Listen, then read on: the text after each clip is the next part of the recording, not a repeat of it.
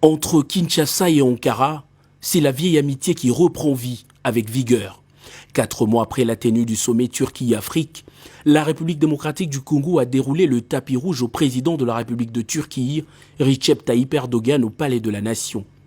Au bout du tapis, c'est son homologue Félix Antoine Tshisekedi Tshilombo qui le reçoit et le conduit devant les troupes pour les honneurs militaires.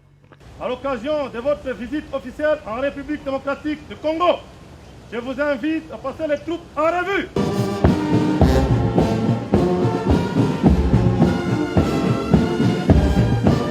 Les deux hommes d'État vont ensuite se retirer pour un tête-à-tête de près d'1 heure au cours duquel ils vont arrondir les angles avant bien sûr de rejoindre leurs délégations respectives pour la signature des accords sanctionnant une longue période de négociation. Devant Félix Antoine Tshisekedi et Recep Tayyip Erdogan, plusieurs textes majeurs vont être signés dans différents domaines, en tête de priorité la défense avec 3 textes de référence.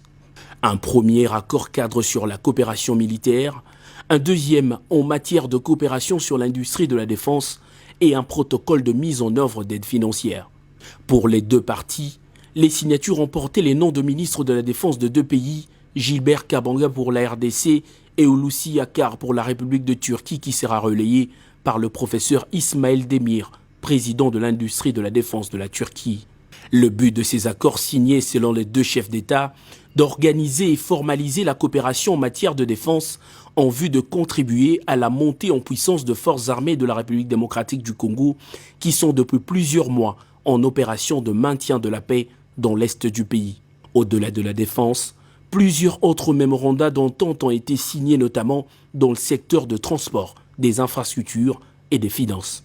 La Turquie, l'une des vieilles amitiés de la République démocratique du Congo depuis l'indépendance, va à travers ces accords réajuster sa position et sa présence dans le pays.